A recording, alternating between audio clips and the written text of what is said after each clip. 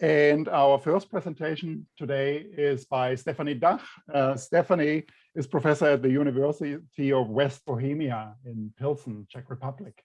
Her talk is entitled Sellars on the intersubjectivity of we intentions. Welcome, Stefanie. Okay, thank you. I will share my screen with you.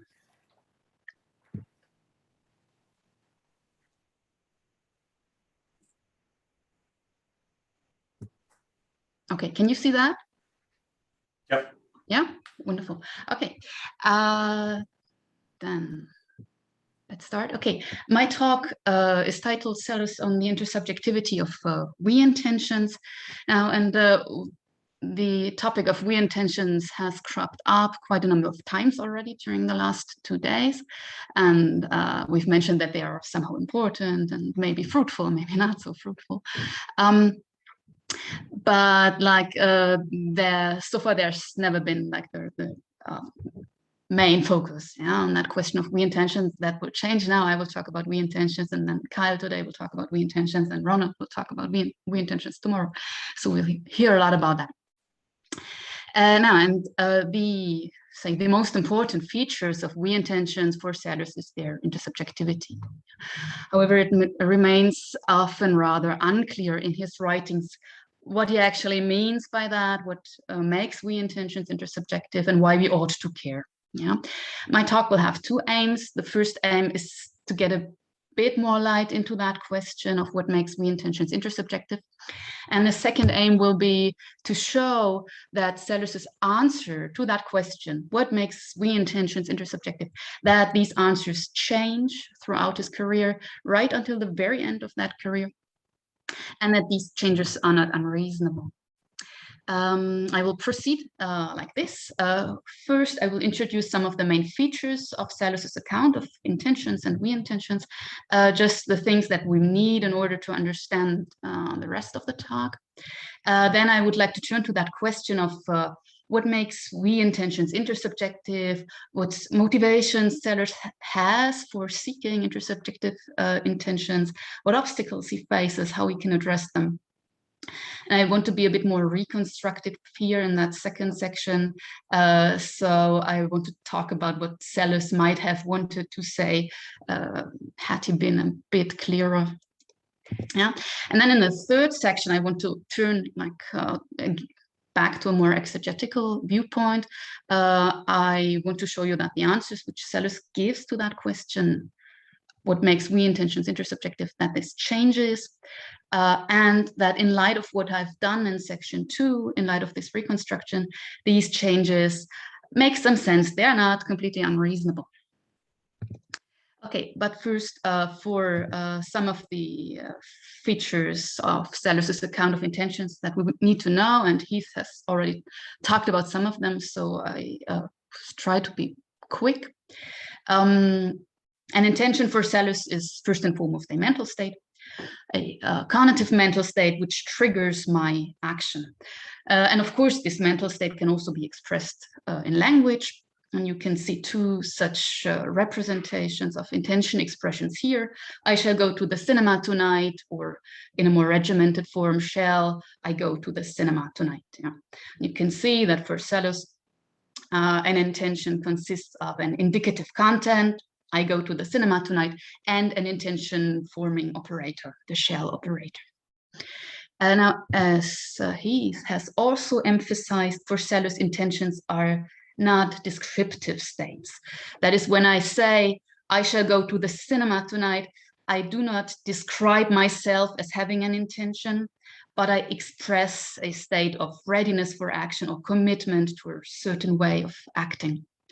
So intentions and intention expressions are not descriptive, and they do not have a truth value, therefore. Intentions cannot be true or false for Sellars. What we can see on top there, I shall go to the cinema tonight, that would be a paradigmatic example of an I intention for Sellars.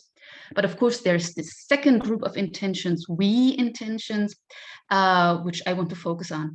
These terms, I intention and we intention, they are a bit oversimplifying, and Sellars does not really use them himself, but for the sake of the talk, I will just use them as everyone else also does.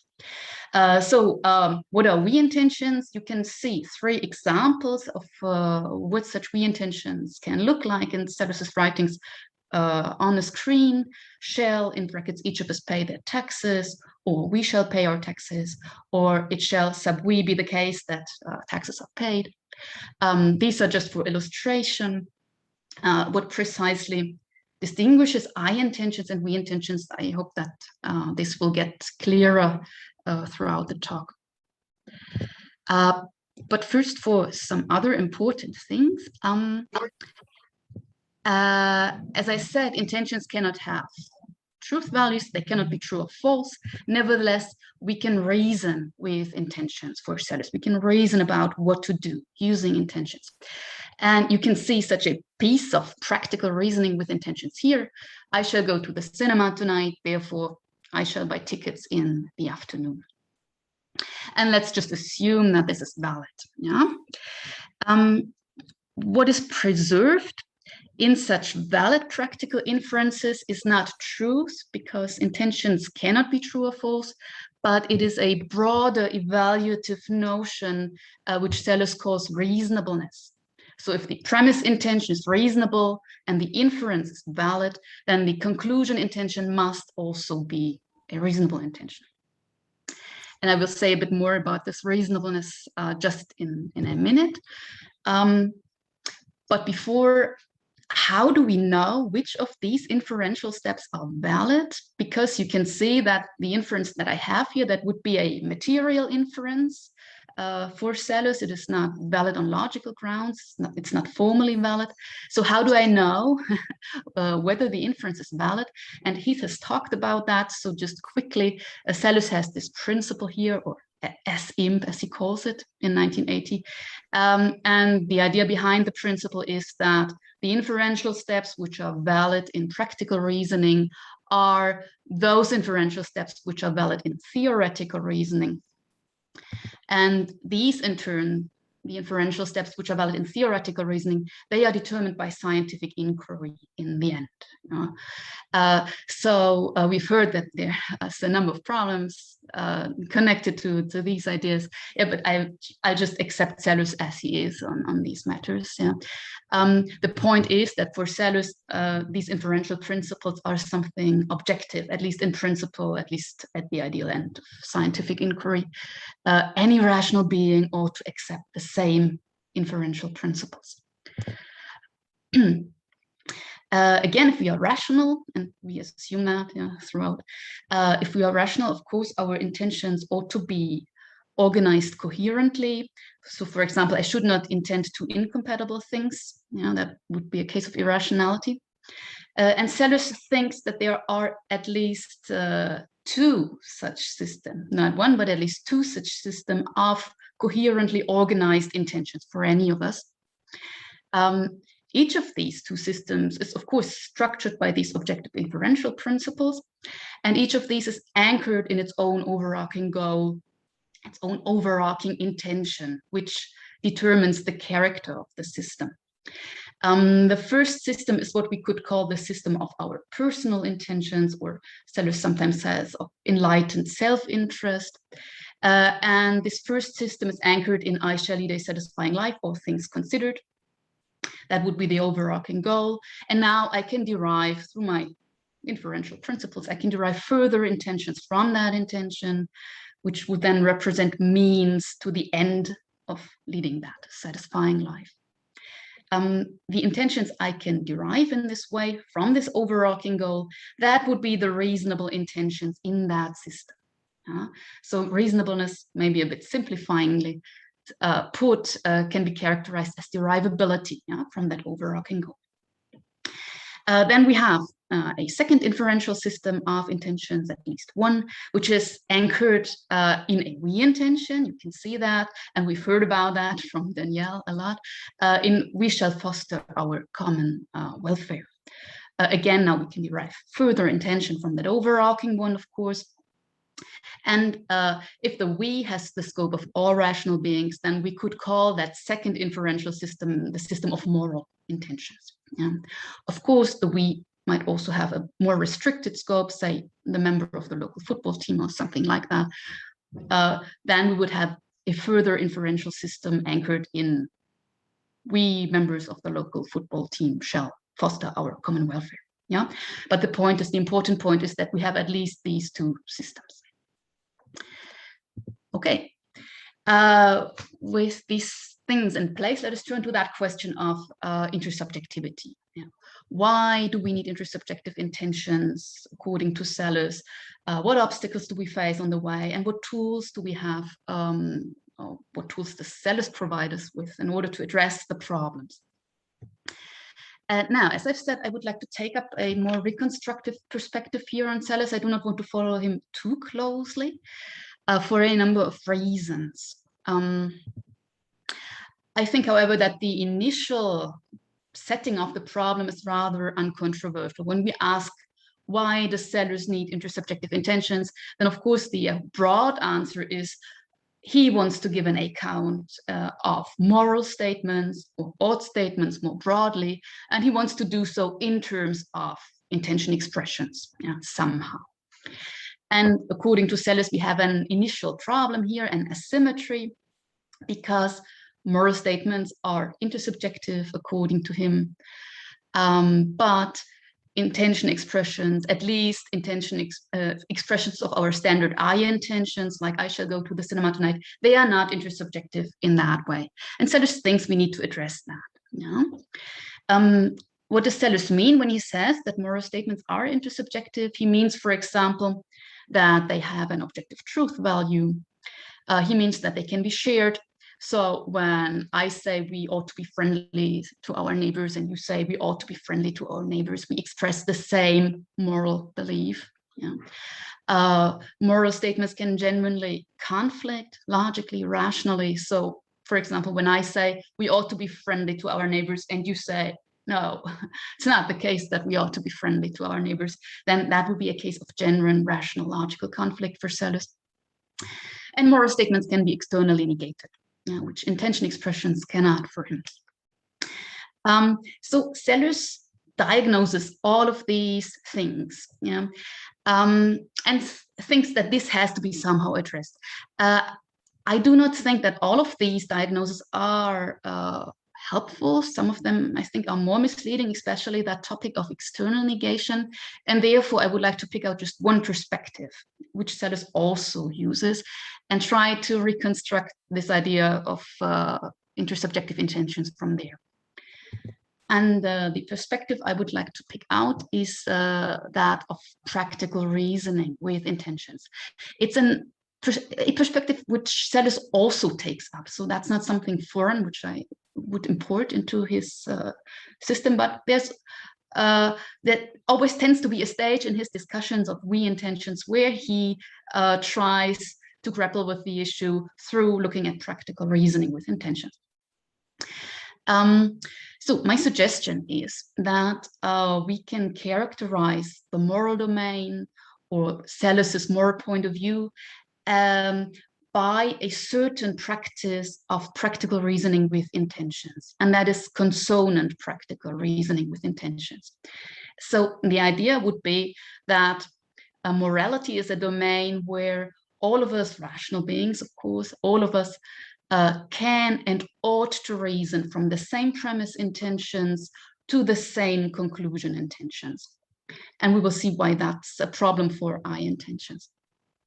So put it a bit differently, the moral domain would be a domain where we all ought to act in the same way in the same situations, that is on the same conclusion intentions, and we ought to act in that way for the same reasons, that is for the same premise intentions. So this is my suggestion, and an intersubjective intention would be a type of intention that we need to get this practice of consonant practical reasoning off the ground. I will argue that there are two problems when we start with standard I intentions, like I shall go to the cinema tonight. The first problem is their indexicality. And the second problem is that they are evaluable for reasonableness merely in a relative way, merely relative to the intender's system of personal intentions. And I just emphasize that I think there are these two problems. because even though Sellars points to both of them indirectly from a number of angles, he sometimes tends to write as if addressing one of these problems already was to address the other. Yeah, but I think that if we keep them apart, we can gain more clarity. And I will, of course, look at them right now. Okay, we start with a piece of practical reasoning with I intentions. And it's the one that we already had there. And just imagine that I am voicing this piece of practical reasoning here, sincerely in front of you. So I shall go to the cinema tonight, therefore I shall buy tickets in the afternoon. You, as my listeners, even though this is obviously a piece of reasoning with I intentions, with my personal intentions, you as my listeners can assess a number of things about that piece of reasoning. For example, you can assess whether that piece of reasoning is valid, you know, given you have enough background information. That's clear. So you or any rational being might be able to formulate inference principles like, I shall go to the cinema tonight implies I shall buy tickets in the afternoon. Yeah, because in the end, these are objective for Sellars. These are backed by science. What you might also be able to do, given enough background information, is that you might be able to assess the reasonableness of my premise with respect to my other personal intentions. Yeah. So, for example, you might know that I'm a cinema lover and that my favorite actor is on tonight. And in the light of that information, you might be able to say, okay, of course, that intention of hers to go to the cinema tonight, that's a perfectly reasonable intention for her to have. Say, reasonable means for her to further this end of leading a satisfying life. However, even if you can assess these things about my piece of reasoning, there's one thing that you cannot do, according to Sellars, and that is you cannot reason consonantly with me in this case. Yeah? He says you cannot draw, you also need not draw, but you cannot draw that very inference yourself. And we will get to why that is the case in a minute, but first I want to show you that Sellars really says things on these lines. So here's a passage from Science and Metaphysics, and Sellars is talking about Smith here again, about Smith's personal intentions, and it's a more radical situation here than the rock lifting case. And Sellars says only one person, that is Smith, can draw an inference in accordance with this implication or inference principle.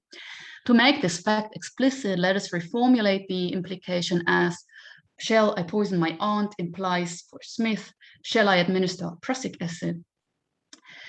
Thus Smith, but no one else, is authorized by this implication to reason, shall I poison my aunt, therefore shall I administer prussic acid? That passage and the whole section is terribly complex, and there are many themes present here, I think. But one of the themes is what I've just said, that there's all of us rational beings can formulate these inference principles about which intention implies which other intention, but that does not mean that there is consonant practical reasoning in this case. Yeah, in this case, Sellars says we cannot reason consonantly with Smith. And in the cinema case, you cannot reason consonantly with me. And of course, now the question is, why is that? Yeah, what's the problem? And I think that we can give quite a straightforward answer here. Yeah, and it seems a bit strange to emphasize the answer in that way because it is so straightforward.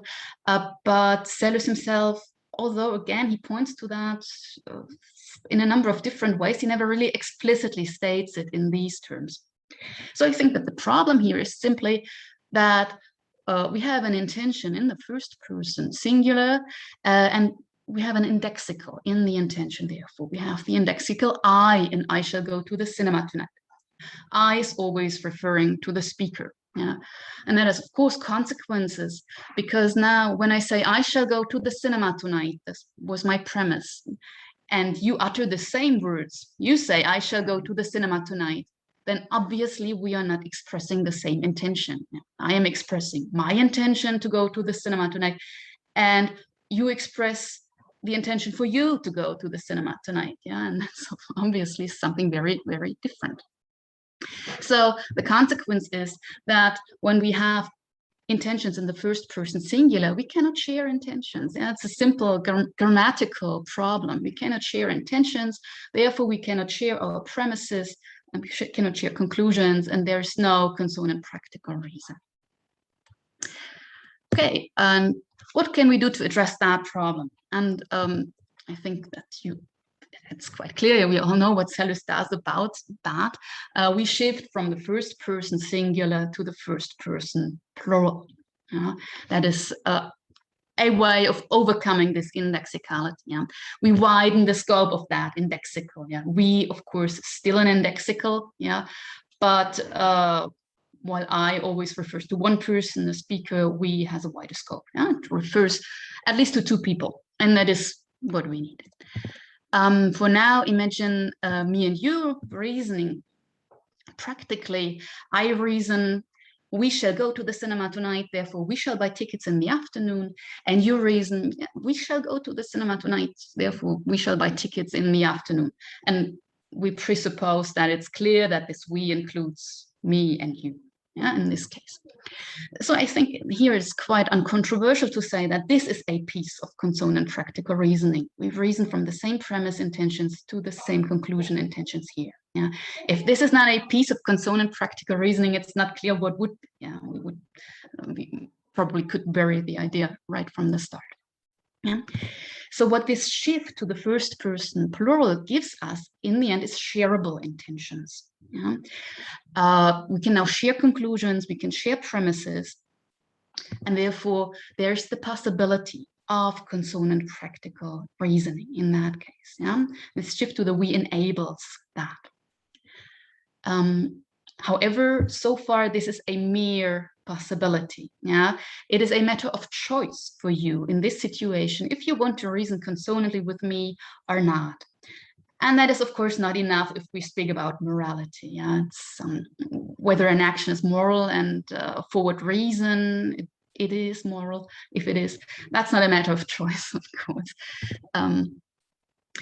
But it is a matter of obligation, you know, a kind of rational obligation. So just to show you that there is no pressure on you to reason consonantly with me here in that case, just imagine again that piece of reasoning. I reason in that way, addressing you, including you in the we, obviously. Yeah, and the reason we shall go to the cinema tonight, therefore we shall buy tickets in the afternoon. And now you can reason consonantly with me in that case, but you need not. There is no pressure on you to do so. And why is that? If we look at the premise that I have here, we shall go to the cinema tonight, then obviously that is a premise in the first person plural, but that does not mean that there's pressure on you to accept that premise, to adopt that intention, because I might intend this to go to the cinema tonight together with you. I might intend this merely for my own sake, yeah, on the basis of my own personal intentions as a means of me leading a satisfying life. For example, maybe I'm a cinema lover again, yeah, but I'm afraid to go alone to the cinema for whatever reasons, and I do not mind your company, and therefore I intend we shall go to the cinema tonight. But it would be intended for my own sake. So the problem is that even though this premise is in the first person plural, it might be still merely relatively reasonable, relative to my intention to lead a satisfying life. And you might even recognize that. Yeah, you might know, yeah, she's a cinema lover, but she's afraid of going alone. And you might see, okay, yeah, that intention is a reasonable intention for her to have. But that does not mean that there's pressure on you to adopt it, because it's merely relatively reasonable. You might even reject my premise. You might say, no, we shall not go to the cinema tonight. And that intention might be perfectly reasonable for you to have, because maybe you hate cinema or something like that. Yeah. So it might be perfectly reasonable relative to your intention to lead a satisfying life. Yeah.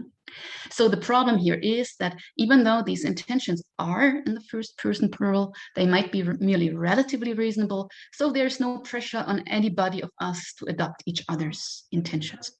So what we would need is a notion not of mere relative reasonableness, but of a kind of objective reasonableness, or Sellars says categorical reasonableness. That is a notion of reasonableness where when I see that an intention of somebody else is reasonable in this objective way, that generates pressure on me to adopt that intention myself. This is a bit like the concept of objective truth also works for beliefs. So now how do we get this notion of objective reasonableness? And again, I think that these are like Sellar's tools, yeah, obviously.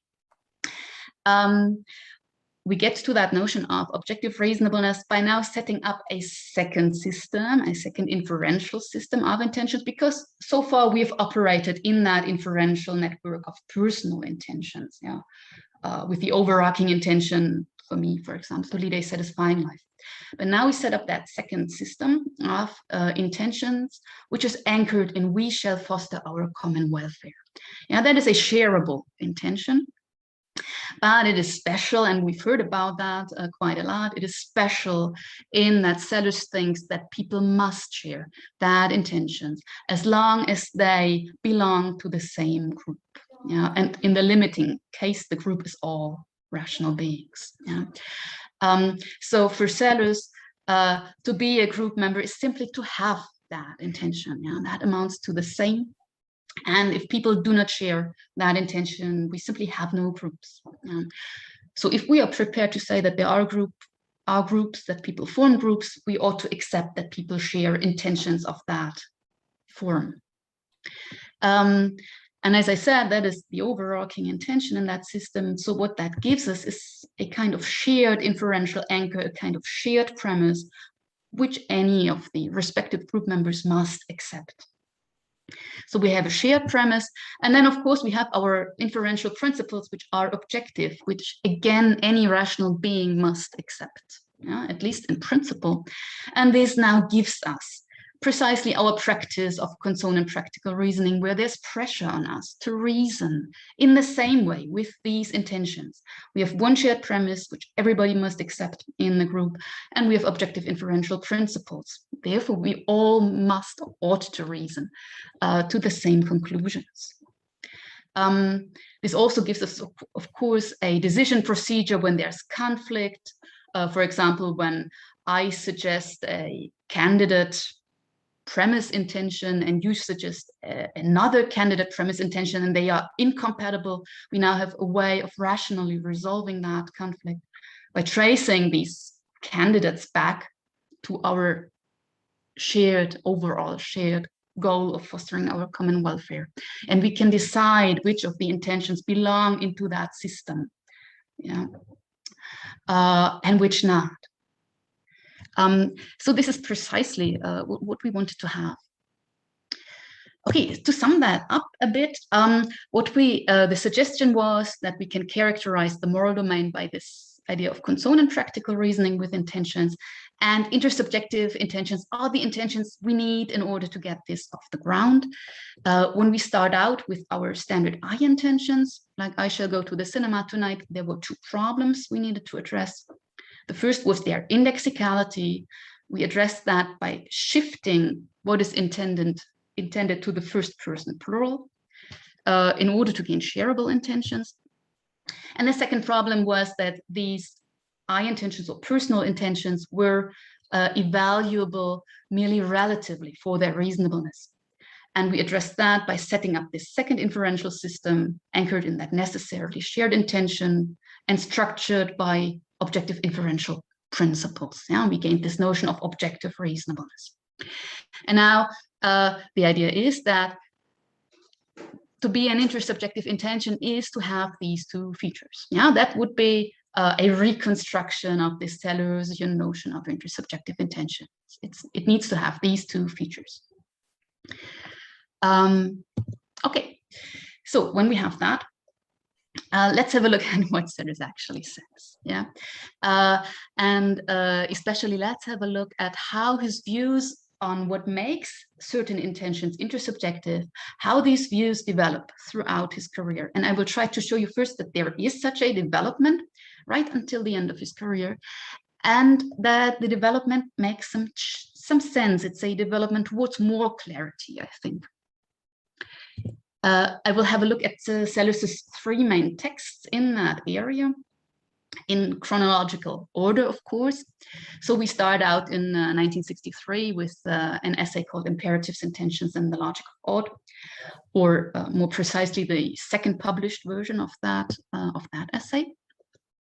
And now when we ask, how did Sellars conceive of intersubjective intentions in that essay? How did he answer the question, what makes we intentions intersubjective? Then there's a straightforward answer in that text. I think it's as straightforward as we can get in Sellars' texts. It doesn't mean that it's clear, but it's straightforward. Sellars says that what makes these we intentions intersubjective is that they are intended in a certain special mode, or in a certain special form, in a we mode or we form, we could say. So this is not about who intends these intentions, not about the bearer of the intention, and it is not about what is intended, it's not about the content of the intention, but it's about how that bearer of the intention intends the content, yeah, in what special way he intends it. So Sellars says, for example, when the concept of a group is internalized as the concept of us, it becomes a form of consciousness, and in particular, a form of intending. The group has shared intentions by virtue of the fact that its members intend in the mode shall sub W. And this very label, we mode, which is still used today in today's discussions about collective intentionality, that is probably, this essay is probably also the cradle of that very label. It seems, therefore, that we can quite ambiguously say that Sellars is a proponent of such a we mode account, as it would be called today. Yeah, at least in 1963. My aim is to show you that at the end of his career, that might not be an appropriate categorization anymore of his views. Also, already in 1963, it is not all about this we mode. That's not the only salient aspect. So, for example, here in that second quote, Sellars gives us a list of what he calls universal dimensions of his universal intentions. It's universal because it's about all rational beings. Yeah? And you can see that there are two items on that list here. Yeah? This special mode of intending is what we can find under two. The universality of the intending itself, as Sellars calls it. But under one, there's something else. Under one is what Sellars calls the formal universality, or universality of application, which can be represented by the formula, all of us shall do A in C. It is not completely transparent what he has in mind here with this one, but I think that a sensible understanding of that is that this concerns the content of the intention. Yeah, so an intersubjective intention would be an intention that all of us do action A in circumstances C. Okay, this is 1963, and let's move forward 4 years to 1967 and to science and metaphysics, and especially, of course, to the last chapter of that book. Where Sellars struggles with this notion of morality, and where he puts forward what is probably his most extensive account of we intentions.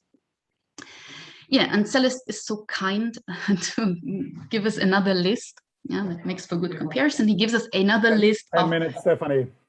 Thank you. Of universal dimensions. Here it is about valuings, you can see at the beginning of that quote, but Sellars treats valuings and intendings as parallel. So we can simply read that as a list of universal dimensions of our intersubjective intentions. And you can see that there are 3 items on that list here. So obviously something has been added. Yeah? So let's have a look at that. Under A, we can find again the content of the intention. Yeah, so an intersubjective intention again would be an intention that if any of us is in circumstances C, he do A. Under B, we can find what Sellars calls the subjective form of the intention.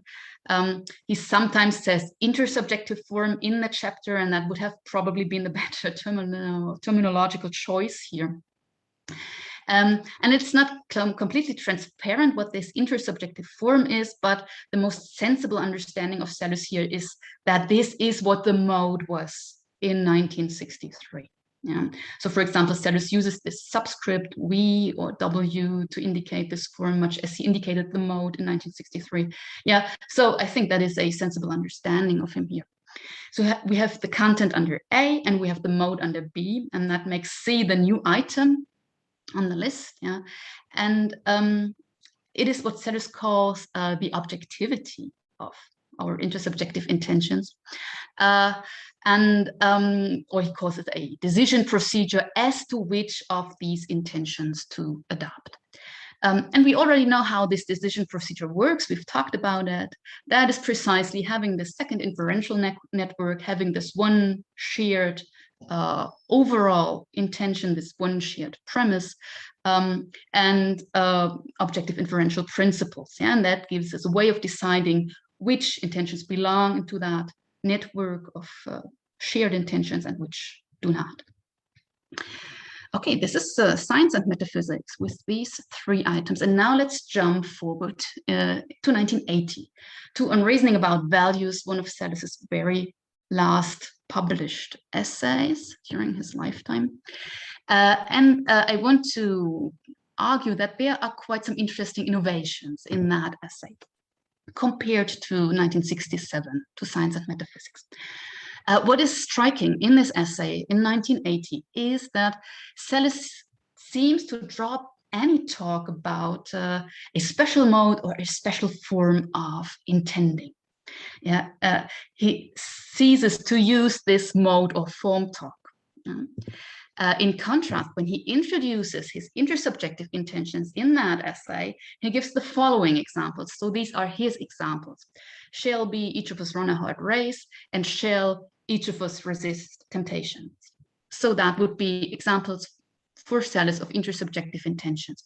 And when we now ask what makes these intentions intersubjective, what feature this is, then all that we really have here is the content of the intention, which is in the first person plural or something like it. Yeah? In contrast, there's no indication on Sellars' part that this has something to do with a special mode. Yeah, for example, he does not give any indication that this shall and the shall be, these operators, that they come in a special we flavor here, in a special we mode. They seem to be the very same shells and the very same shall be's that he also used for his I intentions in the essay. So it seems as if there was just one generic shell operator, which does not have a special I mode and a special we mode anymore in the essay. So just briefly put, it seems as if Sellars drops the mode and moves everything concerning intersubjectivity into the content of his intersubjective intentions. Okay. However, if this was all, then there would probably be a problem for Sellars, yeah, because now we could object. Okay, he drops that mode in 1980, but if he doesn't have this distinction between an I mode and a we mode anymore, how does he distinguish between personal intentions and community intentions, between intending from the personal point of view and intending from the point of view of being a community member? And that's the crucial distinction he needs for his account of morality, of course. The problem is that we cannot see whether an intention is a personal or a community intention just by looking at intentions which have plural contents. And this is something which Sellars himself remarks on in 1976 in the letter he wrote to David Solomon. There he says, and again, this is his example, which I've adapted a bit. He says, okay, we might have, thank you. We might have intentions like shall be each of us scratch my back. But even though this intention is in the first person plural, we cannot see whether it's a personal intention or a communal intention. It might be any way of these two. Yeah. The probable scenario is that this is a personal intention, but it might also be a community intention. Yeah. If I'm the member of the Society of Friendly Back Scratchers, then this might be something which I intend for the community's sake. The point is that we cannot see that simply by looking at an intention with plural content. So how does Sellars now go about this issue if he does not have a we mode? And I think he has a solution here, which does not need that we mode. He writes here in this quote, which of the implication structures I pick up in my deliberations about paying my dues or scratching my back determines whether the point of view from which I'm reasoning is private or that of a member of the group. So it seems as if this distinction between a personal point of view and a community point of view in intending has to do with which of the inferential networks I place my intention into. Yeah. So if I indicate that my intention has been derived from I shall lead a satisfying life, all things considered, it would be a personal intention. It could be evaluated for reasonableness merely relatively. But if I indicate that it has been derived from, for example, shall each of us members of the Society of Friendly Back Scratchers foster our common welfare, then it would be a community intention. It would be intended from the point of view of my being a member of that society. And it could be evaluated as objectively reasonable, at least for members of that society. Yeah. So just to make this a bit more graphic, what seems to happen in 1980 compared to 1967, when we look at this list from Science and Metaphysics, is that the mode disappears. And what the mode was meant to do, providing for shareable intentions, providing for logical conflict, giving us the notion of objective reasonableness and so forth, that is moved into what the content does and what this decision procedure under C does. So I also want to argue that this makes sense, and with this I will finish.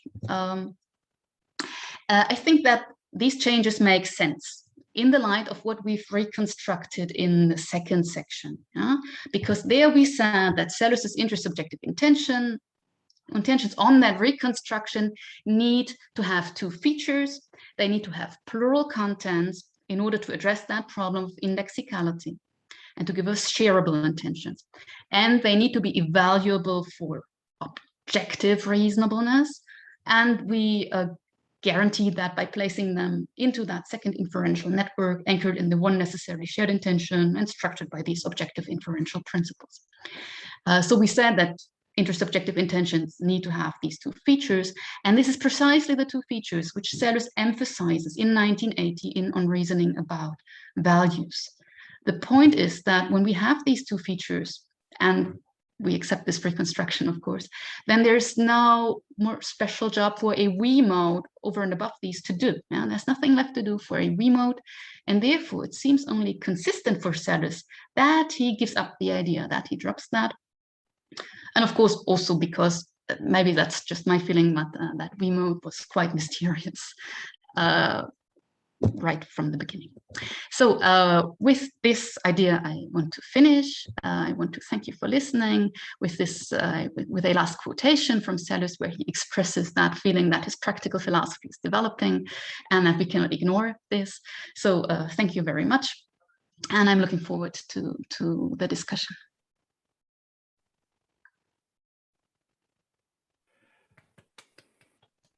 Thank you so much, Stefanie. Beautiful presentation. So I'm already seeing one hand here. Let's dive right in. Kyle, go ahead, and then Danielle. Hi, Stefanie. Thank you so much. That was wonderful. I feel a little heartbroken though at the end that there's the idea that there's no role for the we mode, and so I want to bring it back. I want to suggest that it is there in ORAP. And the reason it appears that it isn't is that we were only looking at the regimented intentions. So yeah, I remember it was shall, then bracket each of us. Like I would want to know, what does that intention look like when it's expressed? And I'd suggest that the each of us is doing double duty there. It's giving the universalizable content and the form. That's just a suggestion. Yeah. I hope is right. Yes, thanks for the question. Today I've just read your paper, and I've seen that we agree on almost everything, but just this we mood question, yeah, that's probably something where we disagree. But your paper is really cool. I'm looking forward to your presentation today. Okay, as far as your question was concerned, first thing I would like to say is that I think that it's a bit optional whether we want to say that Sellars drops this idea of a mode, or whether he simply spells out the idea that there is a mode in more specific terms in On Reasoning About Value. So we might just say, okay, this idea of a special mode or a special form of intending, that is simply the idea of placing an intention in that inferential network of shared intentions. Yeah, I think this is a bit optional.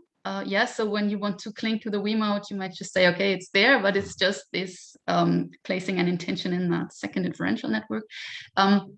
Yeah, why not? I think it's just important that there's no mode over and above these two features that I had there. So this is just if people are sentimental about the we mode somehow. But and then this question of regimentation and how that would look like if I give it a natural language expression. Yeah, what is interesting is that in On Reasoning About Values, when Sellars speaks about his we intentions, he never gives a natural language rendering of these. We can speculate why. I think that one reason might be that these natural language expressions, like we shall do A, that this is also ambiguous. Yeah, I can say we shall do A, but it remains completely unclear where I would locate that intersubjective element now. It might be a plural bearer, it might be a special mode of intending. Yeah, what Sellars says sometimes. It also might be it might be that the content is simply in the plural. Yeah, when I express that intention in that way. So therefore, I think maybe the simple fact that Sellars does not use these natural language expressions anymore just conveys the idea that it's not so important for him. Yeah, there might be any number of ways in which we would in which we express these intention in normal life using normal natural language. Yeah. But that just doesn't matter. Yeah, we can choose this straightforward expression like we shall do A. Yeah, but that wouldn't tell us anything in terms of philosophical theory about these intentions. Yeah, I'm not sure whether that satisfies you, but yeah. Danielle. Yes, thank you. That was really very interesting and very clear. You ended by saying that the we mode is mysterious. So I want to give you an analogy and well, see if it's an analogy. I'm thinking of Kant, his distinction between judgments of perception and judgments of experience. So judgments of perception are just, you know, the wormwood tastes bitter, the room feels warm. Judgments of experience are judgments that purport to be objective, that the predicate and the subject are combined in the object, in the world. And that carries objectivity, meaning anyone ought to so judge. So there you've got two modes. I can judge, as it were, in the perception mode, or I can judge in the experience mode. And one of them has just subjective validity and the other has objective validity. And of course, you know, the problem of the first critique is, how do I justify, by what right do I make those judgments of objectivity? By what right do I judge anybody ought to judge the way I'm judging?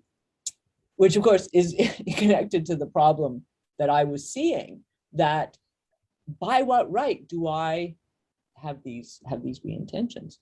So if you think of, and of course in realizing reason, again, I'm concerned with the objectivity of those judgments. So there's a real question, by what right one makes objective judgments, which simply doesn't arise for judgments of perception. So you can think of these two modes, when I'm worrying about my own satisfying life and when I'm worrying about the moral ought, a new problem arises on the side of the moral ought. If you're gonna understand it in terms of a mode of judging, you're gonna have to give some story about by what right you make those judgments. So it seems to me possible that's driving Sellars in the way that you were suggesting, assuming that your reading is correct, that really, and this was sort of, I think, the way I was thinking, that we've got to find that primitive founding intention. That, and this is very odd, I think, when you think about his ideas about rationality in empiricism and the philosophy of mind, where the rationality lies in self-correction, but here he's looking for a foundation, an unquestionable foundation. Maybe that's where he thinks he has to end up, but that brings its own problems by his own lights. So anyway, so is that an acceptable way of thinking about the we mode is a mode of judgment on the model of judgments of perception and judgments of experience, and the problem of justifying that form of judgment as leading him to, again, I think problematically, look for an unquestionable, indubitable given ground. Mm-hmm. Yeah, thank you.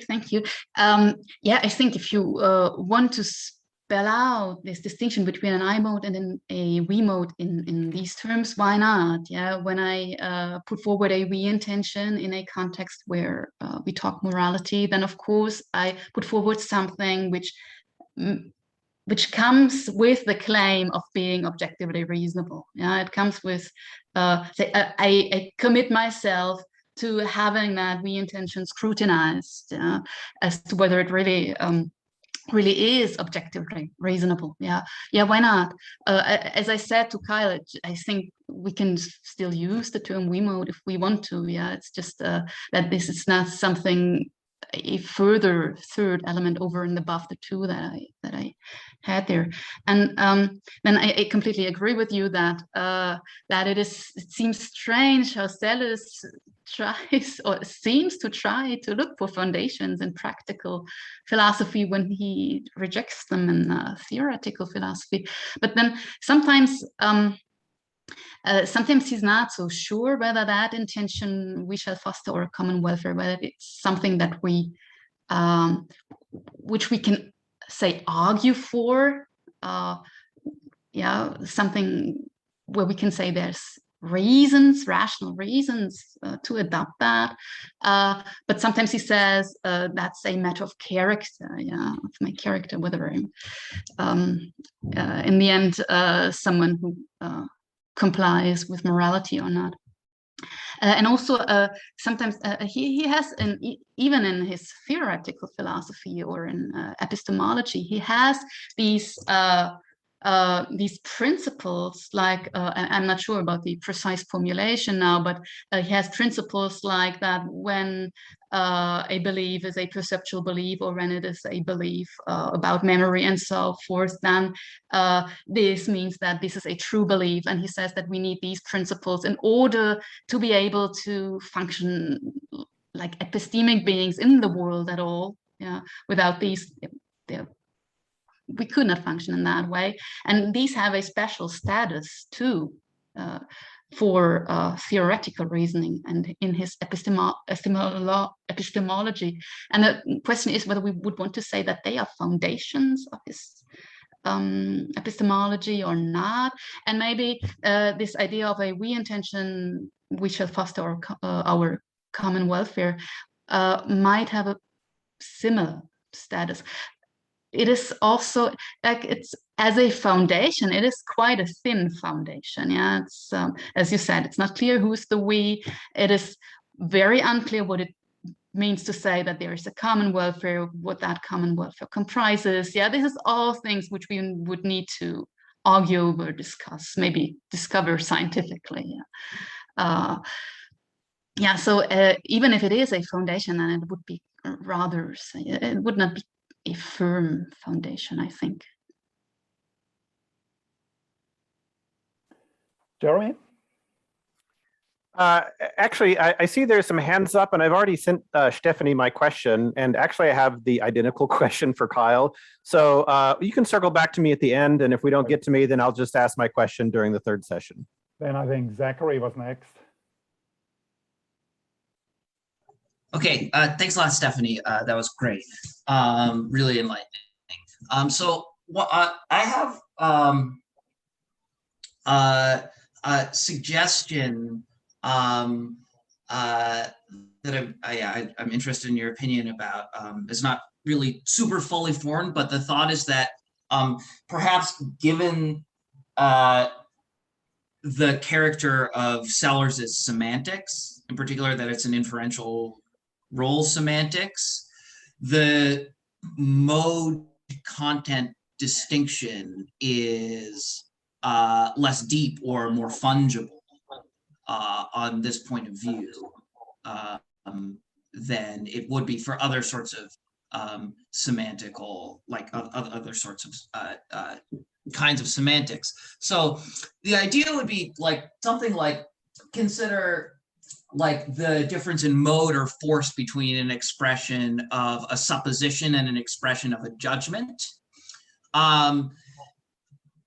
If you think that the difference is something like that supposition has the job of figuring in just the same inferences as the judgment does, with the exception that you're not allowed to detach, then you might think that in some sense, the kind of difference between a supposition that Snow is white and the judgment that Snow is white it's just one kind of difference in inferential role. It's just a very sort of generic kind of difference. And so for every judgment, for every sort of inferential role for a judgment, there's like a corresponding inferential role for a supposition. So you might think like distinctions between, when you have an inferential role semantics, distinctions between force or mode and distinctions between contents are in some generic sense of the same kind. So the thought might be that corresponding to this, you might think that you might make out the distinction between having the job of being able to be justified or unable to be justified by enlightened self-interest, or correspondingly having a similar job but being able to be justified or unable to be justified based on an interest in intention for the general welfare. These are like schematic differences in inferential role, but they're differences which are in a way analogous, I think, to the kind of difference between the inferential role of a supposition and the inferential role of a corresponding judgment. So you might think it's like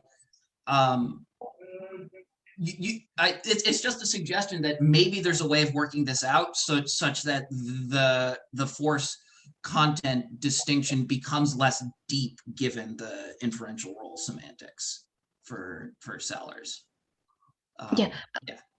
Thanks for that suggestion. I hadn't thought about this, and it's really interesting. And I will have to think about it. But just initially, I think that sounds good. Yeah, it seems as if when the content is given in the end by the inferential role and mode in an acceptable form at the end of Sellars' career would also be a matter of the justificatory net, yeah, in which I place an intention. Then that would seem that these two things like merge, maybe. However, I think that at the beginning of his career, he like when he talks about the we mode in 1963 in IIO, then he seems to have something more heavyweight in mind. He talks about special forms of consciousness, a special form of life. Yeah. So there, I think, of course, these were the beginnings. It's just you can expect, yeah, that things will be unclear in the beginning. Yeah, but at the beginning, that seems that the mode was meant to be something more heavyweight. But your suggestion is terribly interesting, and we'll have to think about it. Thank you. Keith. Thank you, Stefanie, for that paper. It was really good, really interesting. Let me also say I'm always extremely impressed when people do this stuff when it's not their first language. I mean, it's hard enough when English is your first language. So here's an example that I thought of. Let's assume, just for the sake of the example, that I'm a single parent, but I have a couple of kids, and I decide that this Christmas we are going to serve food to the homeless. And the kids hate this idea. They just want to sit around the tree and open their presents. But I say, nope, that's what we're going to do. Now, I think in that example, the only we is in the content. We, you know, this activity applies to the group of us, our family. However, nobody else has this intention, and I don't think there's any sort of shared consciousness, or you know, the kids are totally not on board with this. They're just being dragged along. Now, is that a case? But you know, let's say I'm making this decision because I think it would be good for the kids. I think it'd be good for the family. You know, it'd be good for us to do it. It's not an egoistic decision. I have the welfare of the group in mind, the common good. Kids are not seeing this common good, but we just disagree about that. Now, is that the kind of intention that would give Sellars everything he wants out of the we intention? Yeah, just could you indicate what on your opinion, what would be lacking? Well, I'm not sure anything is lacking. I'm pretty friendly to this view, but what I'm trying to do is isolate a case where we have the 1980 version. The we is in the content and nowhere else. And does that give Sellars, you know, this is kind of a test, sort of. Is that an example that does everything that a we intention is supposed to do, or might we be missing something? I think probably. It depends. We are looking at this family as our community. Yeah, is that right? Yeah. Then just of course we have to accept Sellars in this. Yeah. Then we can just presuppose that there is a shared intention. It's a bit strange, yeah, in families, but that we shall foster our common welfare. That there is some kind of understanding of what that common welfare is for the family. And now I can argue about whether this giving food to the homeless on Christmas, whether this is a means towards fostering that common welfare of our family. Yeah. So on this view, the intention would have everything that we need. It has a content in the plural, and you can evaluate it for reasonable in the light of our aim of fostering our common welfare of that family.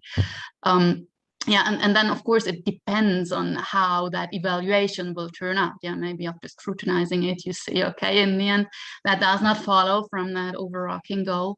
That's not a means to that end of fostering our family's welfare. Or you might see that yes, yeah, it follows. Yeah, and of course you are arguing with your kids that maybe arguing with your partner, that would be easier, yeah, than if everyone's rational and we see that this is actually a means towards that end of fostering our family's welfare. Then, of course, provided we are all rational, all of us ought to adopt that intention. Yeah, and I think that would be enough. Yeah. Okay. All right. That's fine. Thank you. If there are no hands, then I'd like to ask a question myself. So first is just a clarificatory question, Stefanie, just to make sure that I understand what you think the crucial move is on reasoning about value. And then assuming that I understand your reconstruction, a follow-up question.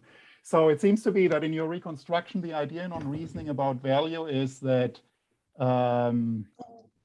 the interpersonal point of view, or when we reason practically in the interpersonal, from the interpersonal point of view, the inferential structure in which my practical reasoning is embedded, my intentions are embedded, is different from when I reason from the personal mode, right? So, for example, let me give this example and just run it by you and see whether that captures your reconstruction. So, the whooping crane society, right? So, I intend to clean up this biotope today, or help cleaning up this biotope, which is a habitat for whooping cranes. And if I do that in the personal mode, then I do it maybe based on a background intention, a merely personal one, that the whooping cranes ought to flourish or something like that. And on the other hand, if I intend to clean up this biotope today, in the interpersonal mode, one way I might do that is, well, I find myself to be a member of the whooping crane society, or I am a member. And so the intention in which my intention to clean up the biotope is grounded would be, any of us in that society will bring it about as much as we can that the whooping cranes flourish. Okay, and so we have two different interpersonal structures in which my intention to clean up the biotope today would be grounded. Is that the idea? Yeah. Okay, so then the follow-up question is, doesn't that lose the moral point of view? I mean, does that not get Sellars into the kind of tribalism that Danielle accused him of yesterday? I mean, so basically the inferential structure in which interpersonal intentions are embedded are simply intentions that we happen to share in a certain group, but there is no claim of the fundamental intentions that those are intentions that everybody ought to share or ought to have. But I take it that the latter ones are the ones that are crucial for morality, this claim to objectivity. Instead, I mean, on reasoning about value move, so okay, we have more clarity, but what we have is groups that happen to share certain fundamental intentions. Yeah, okay, but still, we, of course, when we talk about morality and not only about, say, my intentions as a group member of the Whooping Crane Society, then we would consider all rational beings. And just by the way, I agree with Danielle on that tribalism issue. Yeah. I think that that's really, that there's a point there. Yeah. So of course we have to take into account that simply, for example, intending as the member of the Whooping Crane Society is not yet having a moral intention. Yeah, that is just having a community intention. Yeah, where the community is that Whooping Crane Society. Yeah, that's clear. Yeah. Otherwise, it's interesting that as far as the foundation for these, say, overarching goals are concerned, like each of us members of the Whooping Crane Society shall foster our common welfare, shall make it happen that whooping cranes survive, and so forth. Sellars thinks that even for restricted groups, at least he talks in that way, and I'm reasoning about values, that even for restricted groups, these are intrinsically reasonable. Yeah, so there's no further justification to be given for them. It's just, if you are a member of the society, you have to have that intention. Otherwise, you will be only nominally a member of that society, yeah, but not like really. I'm not sure whether that addresses your question. Well, I think one could run the same argument with respect to the community, to humankind, right? We are at the end of the session, so I'm withdrawing my follow-up question. I mean, hopefully it will come up in the coming sessions. We are going to talk more about re-intentions, and so hopefully it comes up then. So thank you very much, Stefanie, for your beautiful paper. And let's give ourselves, give Stefanie a hand, and then ourselves a 10-minute break. So we reconvene in 10 minutes at 11:20 Eastern Time to follow Jim's presentation then.